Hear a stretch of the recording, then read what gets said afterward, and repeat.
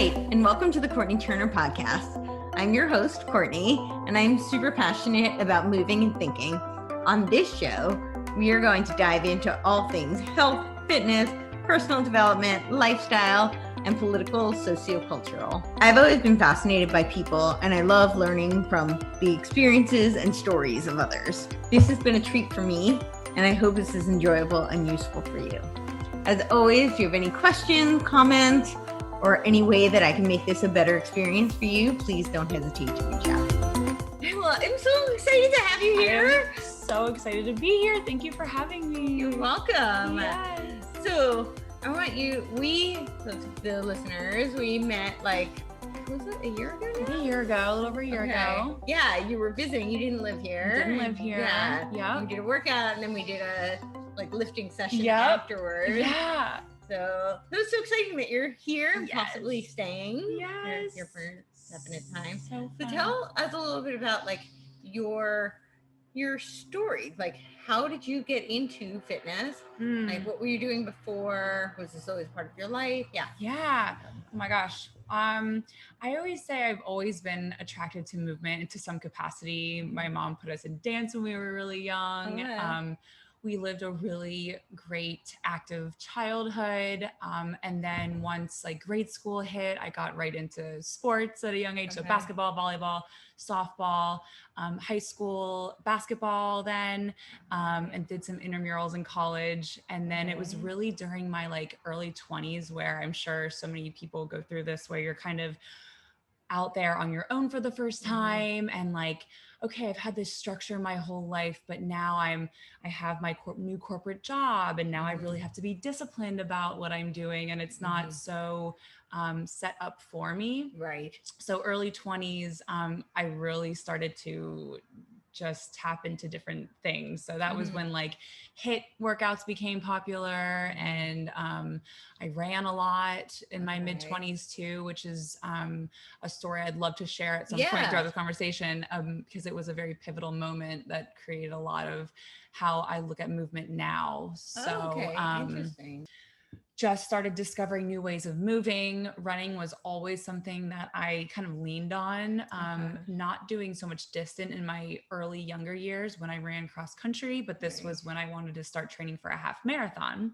Okay. So at about 20, I did that in my mid 20s too. We were like, how far can I push myself? And so this was my first kind of moment that I recall that I wanted to really go after something big and competitively. So I started training for a half, and when I really want to do something really good, I really am all in. So I'm like, I love the training aspect of it. I love the discipline of it. That was like the structure that I had always been used to, kind of thing. And I started to get this pain in the left side. So I thought it was a hip flexor pull at first. And imagine if you've overstretched something, maybe you tried a new workout move, and there's just some uncomfortable things that happen to your body when you're doing something new.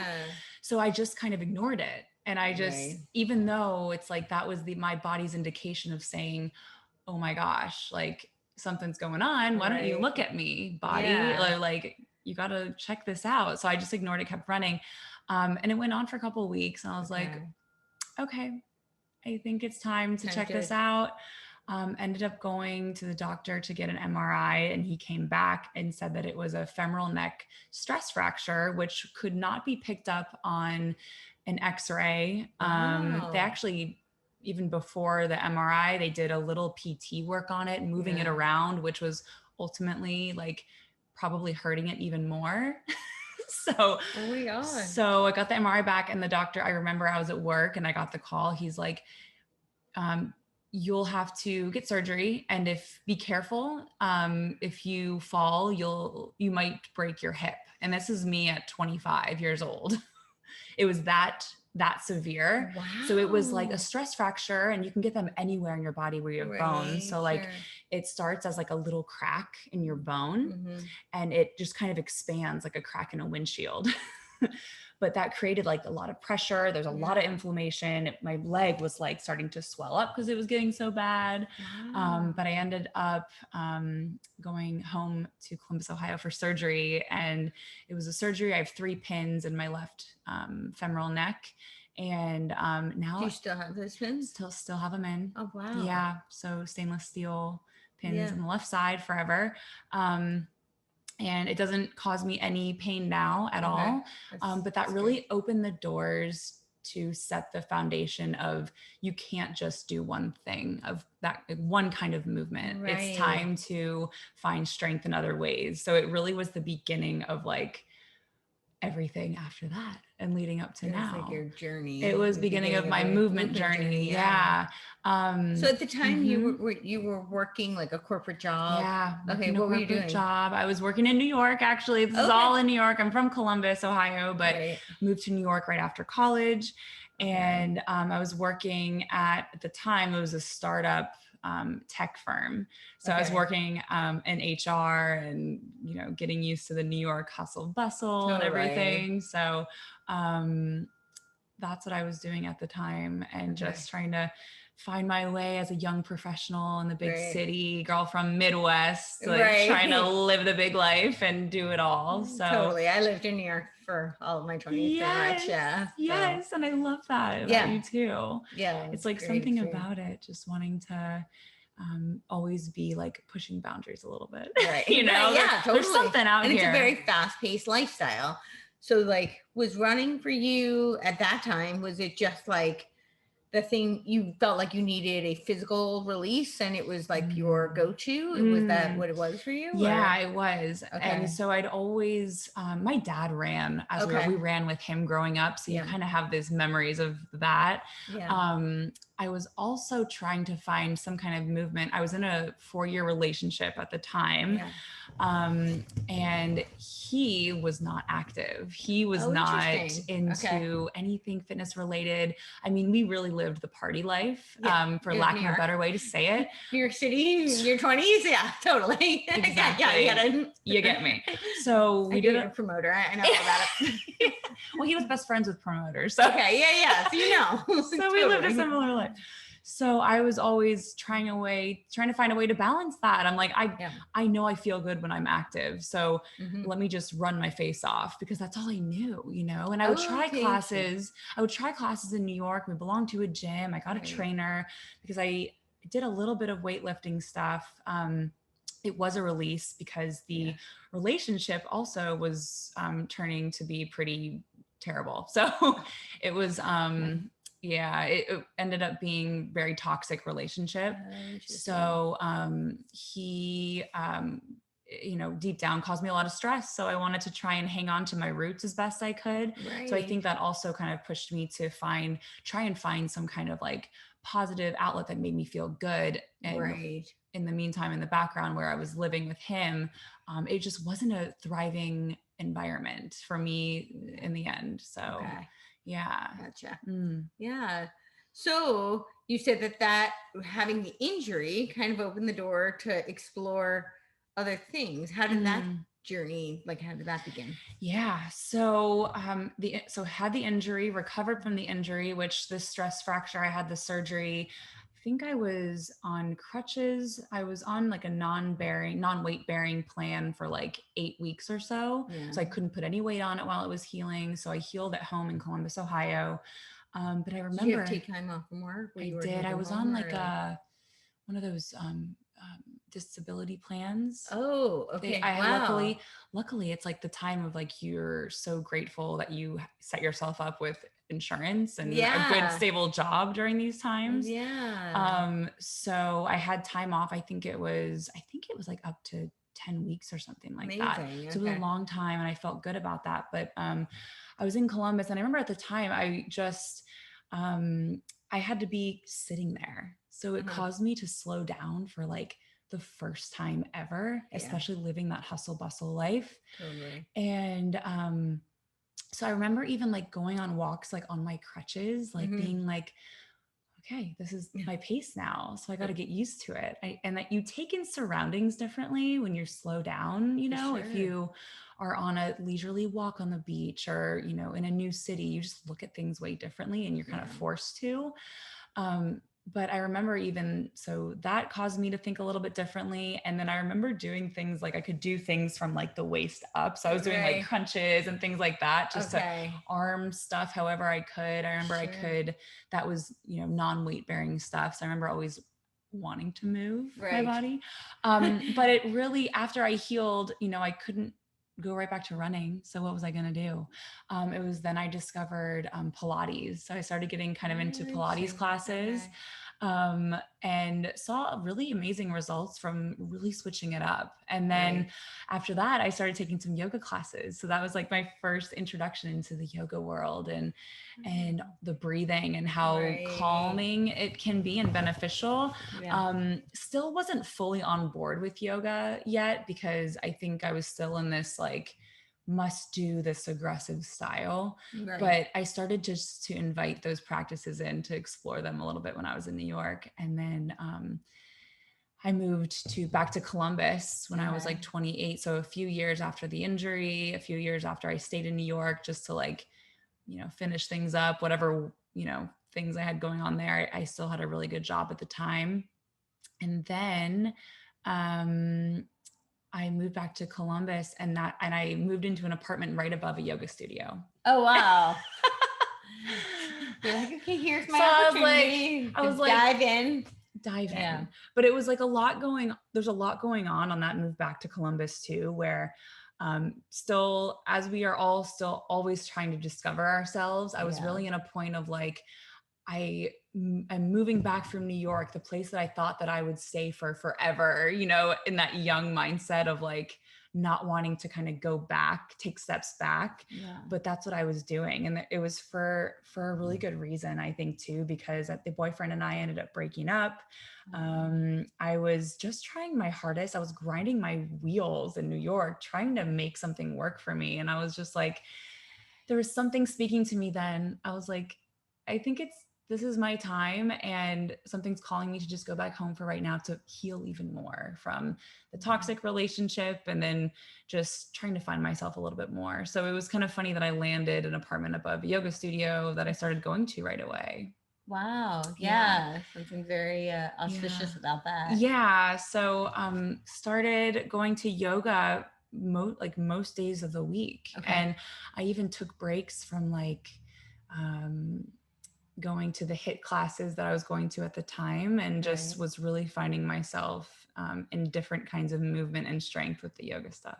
And what did you notice like was different? Like physically, emotionally? Like how was what changes did you see from doing yoga versus like the HIIT?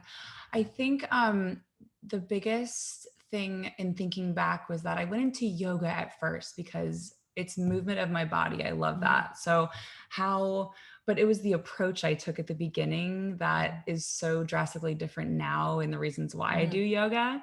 So I go into yoga for the first couple months being like, okay, I'm going to master every move. I'm going to make sure I'm holding this longer than my neighbor. I'm going to, do it try my absolute best max effort yoga class.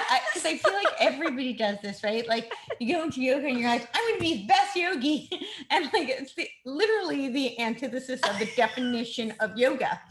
So it's so ironic, but I feel like everybody does. I don't want to say everyone, but like most people, I think they go into yoga and that's the mindset. Or they go in there like, I'm going to get really flexy. Like, and I actually even did that. I went into my yoga teacher training thinking like, really need to work on my flexibility. Totally. Like this is going to help. Totally. Didn't help at all, by the way. Oh my gosh. Like, not at all. Not at all. And you're like, I want to impress the teacher. I want to be the teacher's teacher's pet. But in the end, isn't that all of our ego talking to us when we go into these situations? Totally. And you don't realize that when you're in it, which is why the whole thinking back to that, it's so rewarding to look back at the progress through the yoga journey. The yoga journey's never ending. I used to want to master it all.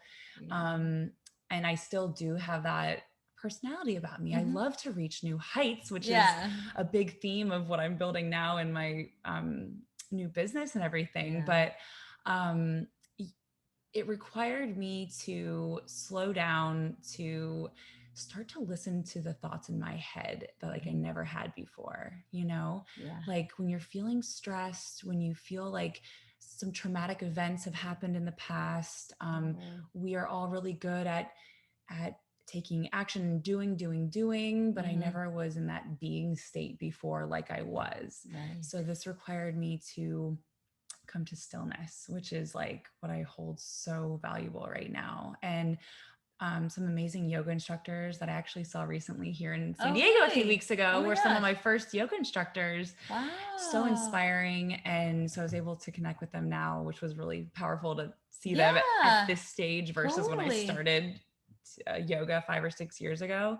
But I've had moments of tears and for the first time, like how I think that was the most impactful thing. Like, what about this yoga scene is making me emotional? So I knew it was triggering something to work through. So that kept me coming back. And then I started. I have a question for you about that. Because I feel like a lot of people would probably think like, well, you know, if you had this kind of emotional reaction, why don't you just do like therapy or like journal or, you know, like I mean, I know obviously yoga is a mind body practice. It's not just a physical practice, but it is a physical practice as well. So why choose like a physical practice to work through an emotional or a spiritual journey? Amazing question. I could probably talk for a while about that, but we hold a lot of stress in our bodies. We hold a lot in our joints, in our bones. I mean, notice in your muscles, in your fascia. Notice like as you're sitting there, anybody listening right now, as you're sitting there right now, like if you just sit still for a second, take an inhale in, and then exhale out. Notice like your shoulders drop away from your ears, down your back, and you're grounded finally, right? Yeah.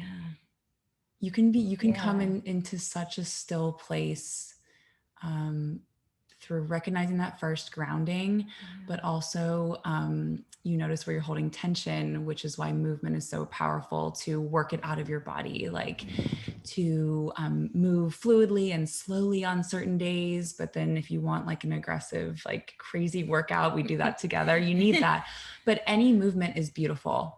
Taking walks are really powerful as well. It requires you to just be outside in nature, which I think is just such a healing practice that we don't take advantage of as much. And walking actually reduces cortisol, which is really amazing. Not like power walking, but you know, like just like strolling and we all want to do the things that are like the power, like that word is so like everywhere right now. It's blowing up. It's like power walking, power yoga, power bowls that you get at places. You know what I mean? It's like, okay, girl power. Yeah. Totally. But I love all that stuff. I'm just kind of talking in terms of like, moving your body slowly is a powerful thing because you can tap into all of the its own power. Its own power. You're tapping into a different side of your powers by moving slowly and listening to your body and grounding yourself,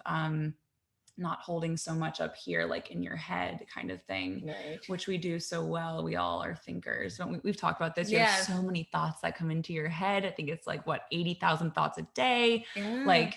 Like probably like 95% of those, maybe 99. I don't even know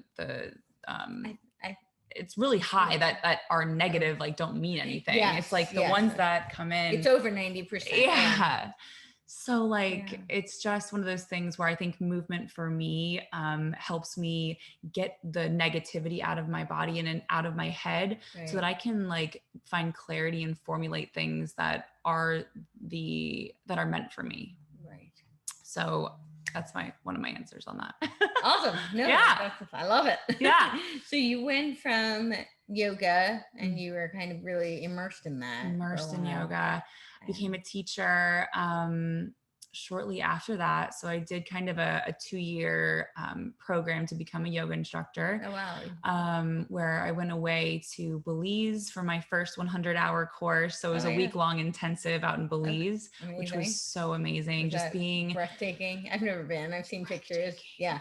So remote. And then you're like taking like the plane to the bus, to the boat, to the boat, to the butt. Like you're like on all these modes of transportation to finally get there. And then we get there and we're in this beautiful bungalow situation. And I was just like, oh my gosh. And then you throughout the week we did yoga on this big like covered like platform dock and the ocean surrounding us and just the healing waves throughout the week. It was so cool. Amazing. So cool. And then the next year, so then I took my 100, I was teaching at the time. And then my second 200 was the next year, or my second 100 course to complete the 200 was the following year in Tulum, Mexico.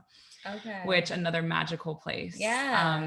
Even more powerful than the first training that I did. So yeah, it was so cool. And as you teach, as you know this, you kind of come into yourself in a different way. Totally. So even in looking at those two experiences of training, I was very, I saw myself differently within those, like the, just the different, I guess I'm immersed in a different way in both situations. Like the second time I was like, really focused. And actually I went in wanting to be even more vulnerable in teacher training and like practice teaching than I was in the first year. So tapping into like that scary place is what becoming a teacher is. To be an effective yoga teacher, to inspire, you got to like really pull on your own heartstrings, like as much as you can to get that stuff out. So it was a powerful time. That's interesting. So you talk about like vulnerability, and you think that's part of being a powerful teacher. I don't disagree, but I would think teacher is also in a lot of ways a leader, and there need to be boundaries, right? Totally. So was that like a process you had to discover? It's still a process. For sure. Yeah. My biggest going back to kind of the ego thing with becoming a teacher, you think even after training, you think you know it all, right? Or during training, you think you know it all, but it's really when you're in front of your students and with your students that you learn the most. But I learned through teaching that teaching isn't supposed to be perfect either. And that's kind of where the vulnerability comes into play and how to like work through that. I really feel like the second I would walk into a class, having things like too planned out, too to the script, too well thought out, which I'm so good at doing, going into those classes with that mindset versus going in having maybe a game plan, you have a good playlist, but you walk into it differently and kind of like feel out the class first. Who's in your class? What's the vibe of this room right now? I think I know what I want to do with moves, but how are these people feeling? And then as I'm looking at people, like, how are they moving? Do they need this longer hold here? Or do I need to pull back because there's some beginners? But the vulnerability piece for me is going into it trusting versus having things planned out, which is really hard to do. And the vulnerability is also in like me trusting myself to say, Kat, you're okay. Like you've gone through training. You read this stuff all the time. You have great people around you. You've done everything you can to execute this class just as it needs to be. So walking into, and trusting that versus before where I just wanted to control. I'm more in this place of like, I want to step into this with less control, feeling out the room and allowing more good things to happen, how we want to just like control everything. We can't do that. Totally. Well, I think it's the same thing. It's a very similar thing to what you're saying about like going into yoga, like I'm going to master it. I'm going to do this move perfectly. I'm going to be better than everybody else in the room.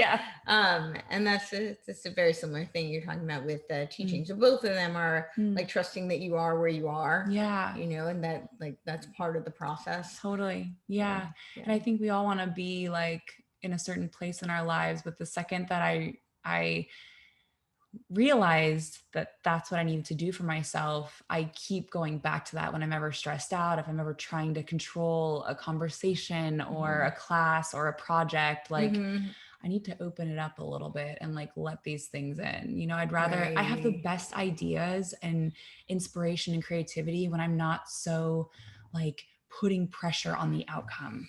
Yes. No, that's super powerful. Do you feel like that's carried through with you to other areas of your life? Like that's yeah. yeah. I think with kind of in this discovery now with I've worked in the corporate world my whole life. Yeah. Everything's been very planned out, and I've learned a Sure. lot of amazing skill sets working in the corporate world, going into an office setting, looking professional, buttoned up, Yeah. answering and reporting to you know, a VP, and just having to, they want to know what you're doing at all times, right? So Yeah. now in this phase of, in this new discovery, for the time being, I'm in this phase of building my own fitness business. Yeah, And it's amazing. Yes. And so I'm taking a little mini break from the corporate world. I might go back to it someday, Okay. but as of right now in building a business, I think all of these qualities come into this moment because I want my business, as well as I'm sure you feel this too, like,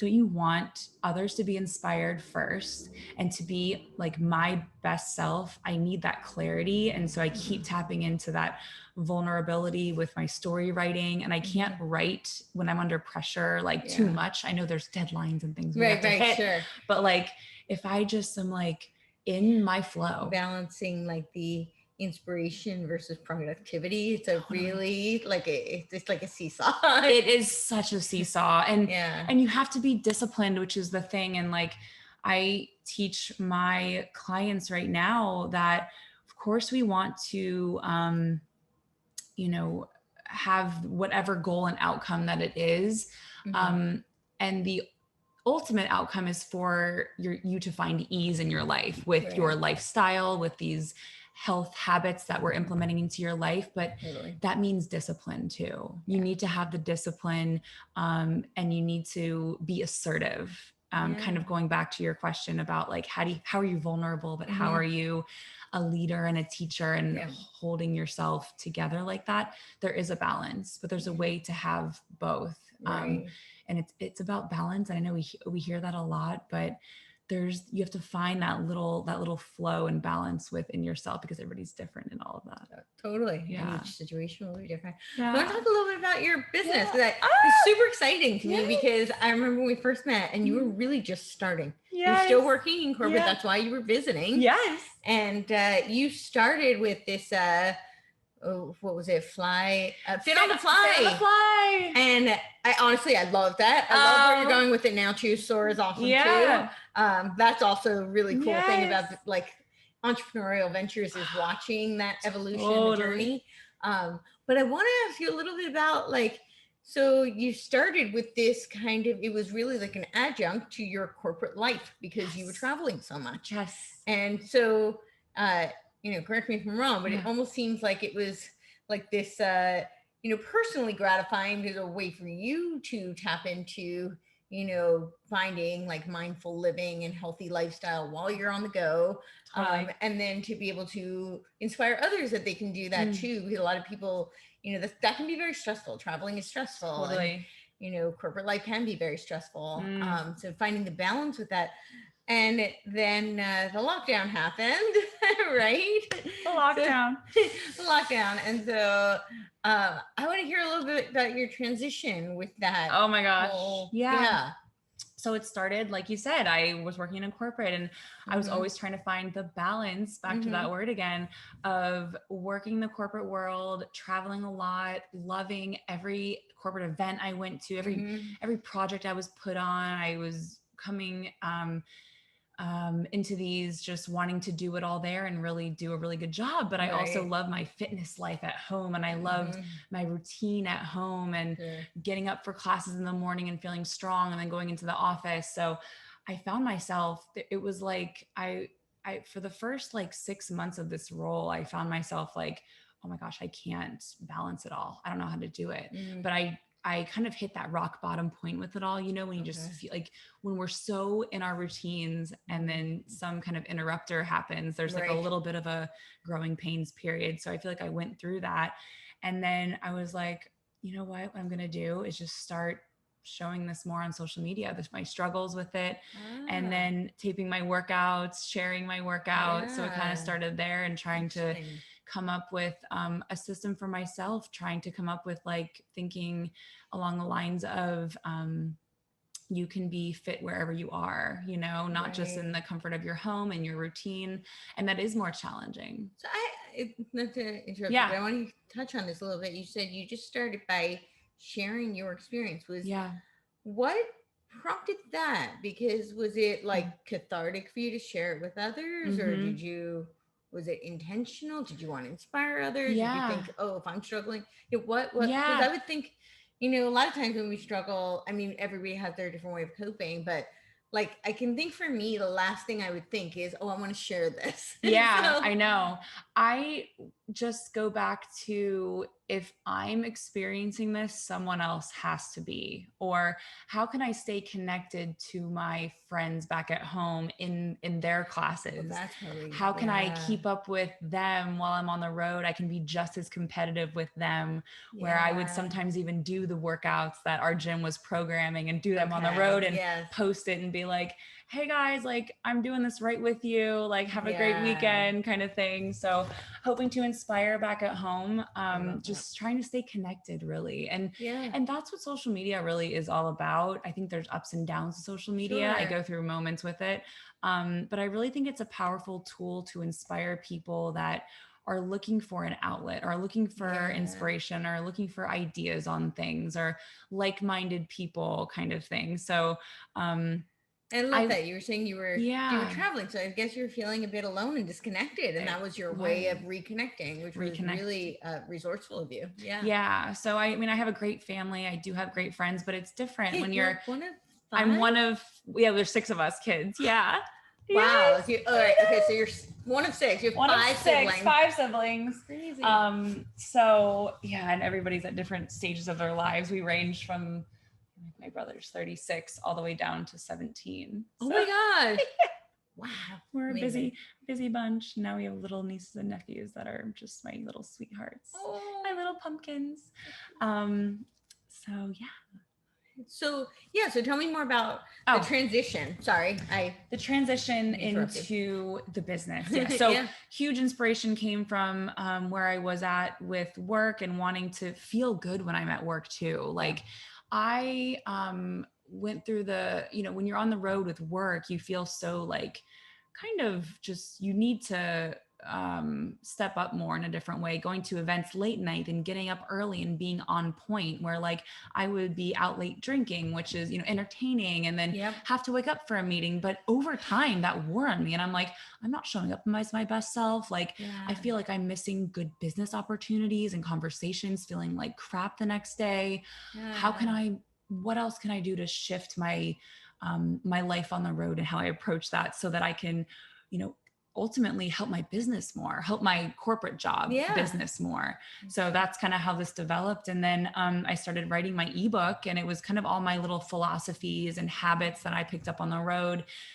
Boundaries setting was a huge part of my writings during this, as far as, you don't have to say yes to everything when you're on the road. If you're out at a business dinner, you do not need to say yes to the alcohol. You do not need to say yes to going for after drinks, or even eating the food that's presented. It's a big thing for me too, in my performance and where I want to be with my body, that eating the heavier meals late at night and all this doesn't make me ultimately feel strong the next day. So I started building in those little practices, even setting bedtimes for myself to some capacity, just putting like a vision in my head on when I want to head back to the hotel. So I was writing all this down over time and kind of blogging privately about it, journaling, for a better way to say it. And then I was putting my ebook together on it, and still formulating. I was calling it Fit on the Fly at the time. My amazing roommate helped me come up with that. It was so catchy. And I feel like it was such a good way for me to play with branding. You know, it encompasses travel, it encompasses fitness, and then you're always on the go. So it was like encompassing all these things. So I wrote the ebook, and then I wanted to, and then I did a little bit of shifting with the name because I kind of wanted to button it up a little more. So the word SOAR came to me actually not even when I was thinking about it. It was I was working on something else at work, and I was like talking to a girlfriend, and I kind of had that word in the back of my head because I actually worked at an aviation company. So the word, you know, flying and soar was always kind of just like soaring high, taking off, you know. So this word SOAR kind of came to me one day. I was like, I think I want to tighten this up and rebrand it already in my long process. But I ended up calling it SOAR. So SOAR stands for strengthen, optimize, act, and restore, which stand for things that I just think are so powerful in whatever setting you're in, whether you are traveling for business, whether you are in your own personal fitness journey. So I just think it encompassed more of what I wanted to say, and branding's huge when that's why it's such a process with branding and creating your own business, is because you want to get your points across very succinctly so that people aren't asking too many questions about it. It needs to be clear. And so they know what, so it's clear. They know what it is. Totally. So SOAR came about, put the ebook together. I had it all buttoned up, ready to go. So I have one question about the ebook. When you said you were kind of like journaling privately. Did you know that you were going to be journaling, that you were going to make it into an ebook? No. I started coming up with like, these are things that maybe I'll talk about it on social media one day, or like, I just love to get my thoughts on paper. That's like part of my creative process. Like I'll be walking outside and a phrase will come to me, or I'll be in the shower. I'm sure that's a good place when you're in the shower. You're like, oh, I hate that. I'm like, am I going to remember it when I get, the worst is the sauna. The sauna is the worst because it's one of the few times I can actually meditate because I have to take my hearing aids out. So, you know, so I can't like hear anything. I don't want to bring my phone. I feel like that defeats the purpose. They say you can, but like I feel like it defeats the purpose. I can't take anything to write, you know, it's gonna get wet and soggy. I'm like, okay, I can sit here and meditate. And then I do, and all these like creative flooding, you know, like overload flooding in. And I'm like, I'm not going to remember this. Should I write this down? What do we do? No, Courtney, you're supposed to be meditating. You're supposed to be meditating. But this is what meditation is so powerful. I mean, you've heard this too. It's like when you're in stillness, everything can download into your brain that's supposed to, right? Everything finally comes in. The antithesis of meditating to be like, wait, no, that's bad. Stop doing that. But I can't help it. Yeah. But it's all meditation's a whole journey that like everything. Like everything is. But so that's amazing. You were really just, this was really just your process, therapeutic process. You were journaling and then you realized, wow, I have all this great material. I think I have something here. So then I was working with I worked with a writer on kind of putting it together just to help it flow better. So that's where it started to get fun. What I love so much about fitness and building a business, and even working in the corporate world, collaborating with others that have just the part of your brain that you don't have. So we came up with some really great messages throughout the book to put out there. So I'm really, really proud of it. My first take on things. So it has kind of the content piece on all my writings and how to set boundaries in different categories, all the healthy habits. And then I have kind of a library of workouts, which it's divided up into, let's say you're traveling and you don't know what you're walking into when you're traveling as far as hotel goes or what equipment they have. Totally. So I ended up coming up with the simple concept of, I have I think it's 6 different categories of situations, body weight situations. If you don't have any equipment, let's say you just have your hotel room. I have treadmill workouts, dumbbell workouts. I have kettlebell workouts and upper body and lower body. So I kind of divided it up for whatever situation you walk into in your hotel situation or travel situation. Yeah, totally. So they're quick. They're like 20 minutes. Okay. And then I filmed demos for them. So that was it. And then I have 10-minute yoga videos in there too. So that's amazing. It's a pretty comprehensive and first take on ebook, and I think it took a lot of work, and I wanted to put it out right before the quarantine hit. And I was ready with this whole marketing like launch, and I was like, I can't wait to go all in with this. And then COVID hit, and I was like, OMG, no one's traveling anymore. Right. Like, what am I going to do with this? It's all about traveling. Right. So literally like a week after I took a pause on it, I said, okay, I got to think about this from a business standpoint. People will be traveling at some point, but I want this to go out now. So what I did was I took about maybe 2 or 3 days to change the language of it, to open it up to be more universal so that you can be fit anywhere. It's not just travel. So I opened up language, which is another kind of marketing strategy. Your language is powerful. So I just went back through and opened it up more so that it's more universal and not so focused on just the travel, but it can pertain to travel. It can pertain to if you're in your small apartment during quarantine, like nothing to do. Do this body weight workout in the SOAR ebook kind of thing. So that it came to that. And I ended up having it for the first part of quarantine as a freebie, and people were using it throughout the quarantine for inspiration. So it ended up being kind of my freebie at first. And so that's kind of long story short, SOAR. And now I'm training individual clients on personal training. So the SOAR 12-week program, which I created, which encompasses strength workouts. Depending on what level you're at, I work with beginners just wanting to come back into moving their bodies again, former athletes, people that want to identify with themselves in that way again, people that want to find the yoga. So I have restorative yoga blended through, and then we kind of go through this discovery of finding what I call your new vibe. So how do you want to show up after you're done with the SOAR program? So we work on kind of a goal statement, which is in the end. I'm just going to ask you a question about goals. That's so funny. You're reading my mind. I can feel you. So totally. So that's what we do. That's awesome. So so my question about goals is like you work with a lot of different modalities. Like you personally yourself as an athlete, and then also with clients, you work with yoga, you work with body weight stuff, you work with kettlebell, dumbbell. So like, I think it is important to have variety, but for like, nothing's quite as effective as progressive overload. And it doesn't matter in what it is, like, but just continuing on. So I guess like, how do you balance that? And what do you think the importance of that is? Like, is it really important to have kind of like one thing, pick like a couple of things and set the goals and work towards that target? Or, do you think like it's okay to just kind of like hop around and pick stuff? And have to have an end goal. And that's why we come up with our new vibe statement. Everybody wants to reach something different in their lives, goal setting wise. So I have clients that are like, I would like to lose weight. Then there's other clients that are like, I really need to show up for myself better. I have really poor self-judgment. My self-worth isn't there. So my new vibe statement, I want to work on those kinds of practices. And with whatever situation that is, I approach it through movement, you're going to be able to get there, because movement provides adversity that you have to face yourself in different ways.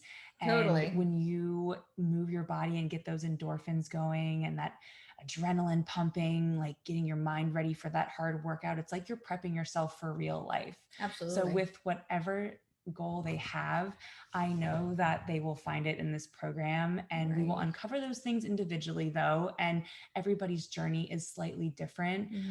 But I do have a structure, and I make sure they have an end goal, and we have metrics we work on that are physical metrics. I don't measurable. Goals. I do. Smart goals. Smart goals. So you got to have those to see. I want to see how much stronger people are getting. Even, I'm sure you've talked to people that are like, if I'm not, or even for yourself, I used to have really hard goals on myself, but I used to say like, I need to lose 5 pounds by this time.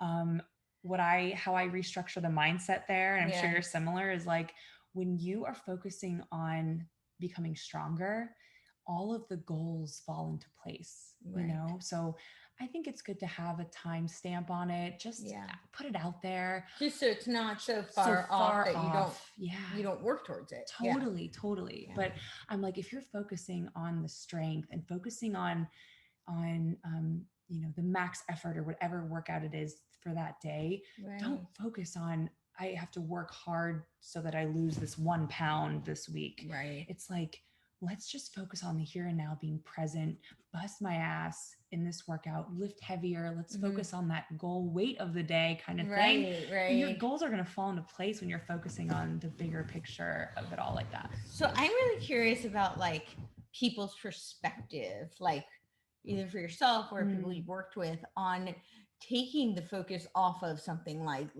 I have to lose a pound this week, and putting it more on performance related kinds of things. Like what have you seen or experienced? I think people are uncomfortable with that. Really? It's almost like they don't trust it at first. Okay. You know, so it requires me to, we do check-ins obviously in my program to check in on it.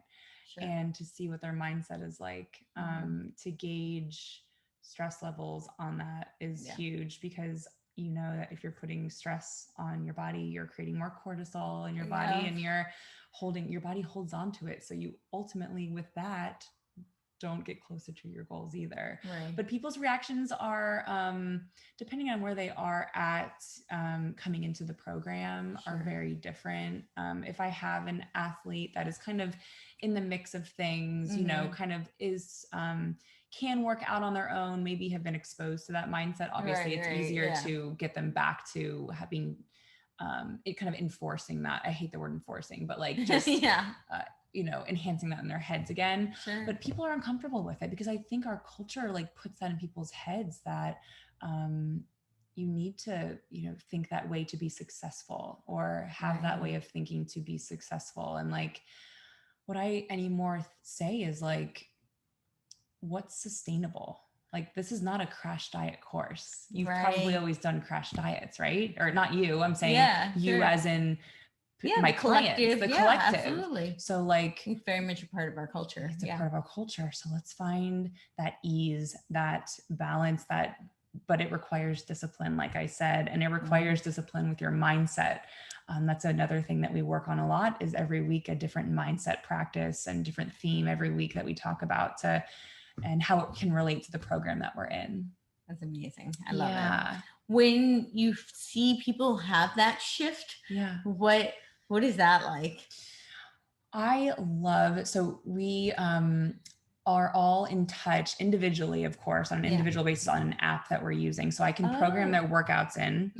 And after their workouts, they message me through this app. And I have the best feedback sometimes when clients come back to me and they're like, oh, great workout. Sometimes, you know, but there's some people that come back to me that were like, I can't believe I just accomplished that workout that you wrote for me today. Like, I feel like I'm on top of the world. I feel so good. And usually that's every Saturdays. I write like a longer workout where people have more time typically. So usually after those like longer, kind of more like slow grind kind of workouts, people come back to me and they're like, that was incredible. Like, I just did all of that. It was, you know, like an hour, 15 minutes long, but I can't believe I accomplished that today. I feel freaking amazing. So it's like, and that's like the mindset of like, this is how we're going to work in whatever goal you want, is by me giving you things that you think you can't accomplish, and you face adversity, and we're doing it, you know? And this is how we're going to do this. And then super empowering. So I think in finding individual people's empowerment, you can find that in a different way. Like, you have to provide different things for people to tap into. Like I said, every workout right now that I'm writing for my private clients like this are people that just want me to, you know, test their edge for the most part. So that's what I'm doing. I'm bringing it. Which is awesome. And so I think to use the word again, powerful. But I think it's really powerful in this time, because we're in a time where people really need to be able to adapt, where there's so much uncertainty. And I think this has been, 2020 has been a hard year for most people. It's been such a hard year. And I think for people to have tools where, they are facing adversity and they realize they can do it. Yes. This is the thing that personally I love so much about movement, is that it is just by nature, it's super empowering. Yes. And it teaches you so much about how much you actually are capable of. Totally. I think people really don't, like with movement, a lot of times I think, and I know this for myself, I've seen this with people I've worked with, they look at something that seems totally impossible. Totally. Like I always use the example of a push-up when people come into CrossFit, because a lot of beginners come into CrossFit and surprisingly, or maybe not so surprisingly to you, but that's actually the movement that's super daunting to a lot of people. They're like, I'm never going to be able to do like a full push-up, like, on my feet. Totally. And I was like, you will. Yeah. Maybe not today. Yeah. And you start working on like the progressions. And when they start to see that they're going to be able to do this, like not even when they get there, but just that that there's progress and they're going to get there. It's really amazing to watch how exciting that is for people. Oh my gosh, this thing that I literally thought was physically impossible, and I have tangible proof that I can do this. Yes. And I think that's just so powerful for life. It's not just for the gym or Totally. I do work in little like tests throughout my workouts too, each week, for people that I think they need a little bit of a, see like a max hold thing. Yesterday, I gave a girl, how long can you hold a plank for at the beginning of your workout and at the end of your workout? Because I knew that she could do it. She's actually recovering from a hamstring injury. So I'm kind of being more creative than normal with her. But she couldn't believe she held it for that long. Wow. Right away. And I was like, of course, girl, like you're capable of so much. We all have potential. I think I even told her this week on our call, this particular client, that I forget where this stat came from. Maybe you can help me articulate it better, but it's like humans think they're reaching their potential, right? But in the grand scheme of things, it's only like 30 or 40% of their potential. Like when we think we're reaching the top of our potential, there's so much more room that we can do. I don't know the stat, like the actual percentage on that, but I know we only use 10% of our brain, which is mind-boggling. Yeah. It's probably the same. It's the same, like similar concept. Just to put it in a visual sense of things, is like, I just think that we're worth so much more. Even I was doing sprints last night by myself, and I was like, I know I'm not running that hard. Like, what the hell? Like, so I tried to run a little bit more faster because we are all have so much more potential than we do. And then when you're by yourself, it is more challenging. So back to the quarantine comments and how challenging it's been. We've all been in our heads so much. So I think we all, in the sense, like our minds take over, and we don't think that we can do a workout in our space because some of these workouts have been super hard. Yeah. You guys can't see it here, but I have a 106-pound kettlebell and did lots of variations of all sorts of things for that. Oh my God. And a lot of just bodyweight stuff, which is for me interesting, because like you and I have worked out together. We've done CrossFit, we've done like the heavy lift stuff. And I love that stuff, but it's actually not my strong suit. Like body weight stuff. And I didn't even realize how much it was when I started, when I first started CrossFit. Like I would walk in, and whenever it would be like a body weight day, people would comment. They're like, Courtney's here, it's a body weight day. And I'm like, is that like my thing? Yeah. Like, why is that a big deal? Totally. And apparently like relatively, like I was much stronger in body weight workouts. I really enjoyed them because we tend to like things that we're good at, and I never really feel it makes sense with my gymnastics background. But so getting back to like my fairly small apartment, I didn't have a whole lot of space, and really, I would try and amp it up with doing like ankle weight kind of stuff, but it was really, you get like 8 pounds, like didn't you order them? They ended up being heavier than you thought they were. Yes. Well, no, I had 1.5 pound ankle weight, so it's 3 pounds total. And I was like, this is really not cutting it.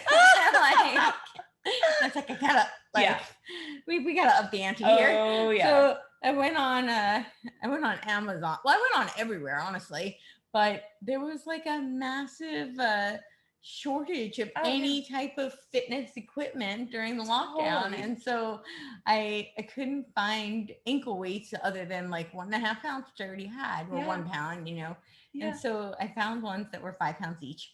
And they're like the size of I'm short, but you know, they're like, they basically take out my whole shin, and they're monstrous, but they're hot pink, which is, you know, awesome. Oh my God, I love it. So I was doing burpees. I know, I remember that day, because I'm all, God, your stuff is so great. I'm so inspired. I'm like, how is she wearing those things, man? And you do these, your pull-ups are insane with the weight. Remember we did that the other week where, what was the dumbbell? Yeah, how much was your dumbbell that day? It was 45 pounds. 45-pound dumbbell in between your feet doing pull-ups. So we were doing, it was an EMOM. We were doing an EMOM. Yeah. So wait, 8 minutes. Yeah. I think, what did I have? I had like I did the plate with the belt around my waist. That's right. Was it 10 pounds? It was maybe 10 pounds. It was 10 pounds. Yeah. 10 pounds. But still, that was good practice. So awesome. Inspired by you in that. I want to keep doing that. That stuff is so fierce. When you get back, we'll have to do that again. Oh, we will. But yeah, so it was really interesting for me to get back to that kind of training and to feel the difference in like body weight stuff versus like, you know, lifting versus, which once the gyms opened up again, I did a little bit of like jumping back into CrossFit, but I actually started like lifting and focusing more on that. And I don't know, all this to say, I think it's like really interesting. You work through all these different modalities and different training styles. Yeah. Do you have a personal favorite? Do you feel like certain things are better for something versus other things? Yeah. Or what do you recommend more for people? Yeah. I always recommend doing what feels good in your body and what do you want to target that day. So let's say today, you know, it's your recovery day. I think there's always something to do in that, which could be yoga that day or a walk that day. There's always something to do. Yeah. But what do I love so much? I love the movement that I do now. I think because I've come to a place where I'm tapping into the strength workouts and accomplishing hitting numbers like I never thought I would, you know. That's so fun, right? It's just so fun. And I've just been so I'm really proud of myself for that. You know, like when you set a goal for yourself and you hit the number, like your hip thrusting that you've been working on. It's so fun. I'm working on all of my kind of heavier lifts right now too, which like I hit 190 back squat the other week, 1 rep max. And I'm so proud to hit those metrics. So that's like one side of my fitness that I'm loving with heavy weightlifting. And we were talking about this the other day. You find like a meditative way in weightlifting, which I just love that concept. I would love to chat with you more about that. Maybe next time we could talk more about how the meditative And whenever I say that to people, they're like, lifting, meditating, I'm like, no, it actually is. Yeah, it really is. Yeah. There's something we'll about definitely, it. We'll do a chat on that. Let's do like chapter 2 of this podcast or whatever. But I think the biggest discovery is like, I don't think that I would be where I am in my fitness and strength life if I didn't have the blend of yoga and restoring my body because of my past injury. How do I recover from that? Yes. How do I implement recovery? Because recovery, if you are in any kind of if you're any kind of athlete or a heavy lifter, or you love the intense HIIT workouts, hour-long workouts, whatever, you have to recover more and more and more. It's going to make you stronger. People don't realize that. It's you can just keep grinding. And I love to study the nervous system and what it needs. So as far as sympathetic, parasympathetic, so tapping into yoga and breathing and breath work and all of that balances me out so much. So everyone's always finding that perfect blend in their life. But right now in the past few years, I've learned that you have to listen to your body. There's a time to push yourself, but there's a time to pull back. So I think like you really got to find what your intuition says for you as a human, because your body's telling you something. Like we can always push ourselves more. And I think there are so many days to do that, because if you are disciplined, you have to do this and you have to stick with it. but then you have to be just as disciplined to do the yoga and slow stuff too. And I love that you say that requires discipline too. Oh, it totally does. Yeah. It's hard to sit still. It's hard to do yoga. I'm a yoga instructor and it's hard. Yeah. But I see the most shifts in my fitness outlook and strengthening outlooks than by doing the yoga, by slowing it down. Yeah, no, totally restoring. So I have one more question for you, and then I'll throw it back in your court. What would you say? So that's a really, I would say, pretty traumatic injury for somebody who's so young, totally unexpected. I mean, you were running half marathons, you know, and all of a sudden you're, you know, debilitated for 8 weeks. Yeah. What would you say was the biggest takeaway from, you know, having such a severe injury in a time when you're kind of like at the prime of your life, you know? Like, listen to your body. Yeah. Yeah. Biggest lesson. Your body's always speaking to you, telling you something. Do you think that it was, not to be like super woo-woo about it, but obviously like there was a physical, you know, it was a repetitive use injury. You know, you were running miles on end, doing nothing else really, and then sitting in a desk or flying on planes, you know. So there's definitely like the physiological side of that. But do you think that there was also, you know, a emotional, because the mind body connection is so strong, like you were very stressed out and you were saying you were forced to find stillness through that injury. And so do you think that there is a tie to like the emotional state? And big tie to the emotional state, because I remember what it felt like to not be able to do the things that I love. So I, in a sense, to appreciate movement so much. I love that. I love that. I do think about others that can't move their bodies or have such limitations and are born with limitations, as I know you've overcome just incredible things. And it's beautiful to watch you. It's beautiful to watch the Paralympians that that work through that for their lives. This is like, so I'm like so grateful that I'm in this place. And I don't take it for granted. Like that's why I love working out so much. People are like, why are you hitting the gym again? It's like, because I love it. It makes me feel on top of the world. And I love moving on my own. I love moving in the collective sense.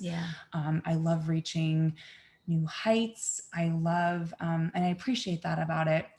But, and we have to be grateful. It sends out different vibrations in our bodies too, to do bigger things. And people see that too. It's going back to the ego thing. I used to have that. And when you become injured, or you go through something that shifts you dramatically, you don't forget how you felt when you were in that point of injury, you know, and when you were set back. And I know there are so many other people in this world that, you know, have lifelong injuries, and some people that haven't made it out of those situations. And I'm very sensitive to that. So I want to celebrate my body and celebrate my movement. And I do want to hit the gym and crush it, you know, when I'm out there. Like it's a celebration is what it is. I love that so much. I really, the biggest takeaway from all of what you just said is how much gratitude you have. And that, I think that is so, geez, word again, powerful. It is. We'll say puissant. That's another one of my favorite. I like it. Basically mean powerful. Yes. But like, it's just so, it resonates so much for me, you know, and I think it's something that is so valuable, because when people have gratitude, that really, to me, this the key to progress, to moving forward, to you know, to finding joy. Oh my gosh. It's about joy. It's about finding that deeper sense of self and self-worth and ultimately joy it comes down to. If you're not loving what you're doing movement wise, it's time to find something else. Really, but anything. And I think movement does teach you that. But I think so many people look at things, especially in fitness, but I think in all areas of life, but I think fitness kind of is a metaphor, and people look at it as a chore. It's something I have to do. It's not it should be a celebration, you know, and it's not a, you know, back to your original point about yoga, like it's not a mastery, like certainly set goals, you want to accomplish things and make progress, but you know, it's more about you get there by celebrating what it is you can do. Totally. And it might be 5 minutes that day. You might like just do something it doesn't need to be an hour long. Move your body for a few. Move your body for a few. Usually you'll want to move a little bit longer, which is the secret. It's like, okay, I'm just going to go to the gym for 15 minutes on the bike. And then you're like, oh my gosh, it's a half hour. Yeah. Oh my gosh. Now I feel like I can lift and do crunches for 10 more minutes or something. And it keeps you know, going. So, but it doesn't need to be that long every day. No. Yeah. But I'm going to, and you've given me so much of your time. I know you need to wrap it up so much. But I want to, if you have any last things you want to say, and tell people where to find you. I'll have links, you know, but just for now. Let them know. Well, I'm just in this big phase of transition. And I think this is the year of, kind of being put obviously in the uncertain, uncomfortable, but I think this is a really defining year for people. So whatever it is that you may have been wanting to do, thinking about, you know, maybe you've just been like literally dreaming about it. Now's the time to take action on it. And whatever that is, maybe it's a little baby step, maybe it's healing something within you. And that is sometimes a lifelong journey, but how can we move ourselves one baby step closer? Because we only have one freaking life. We have one life here on this earth. So we need to realize that we are worthy and to do the things that we love, and let's get ourselves there. I love it. That's awesome. So tell us where we can find you. And she's awesome. You should definitely follow her. Thank you. Yes. At Cat Zazon on Instagram. And I have a website, catzazon.com. You can learn a little bit more about the SOAR program. And I think that's all I got. That's a lot. Awesome. Well, thank you so much. Thank you, Courtney. Thank you for having me.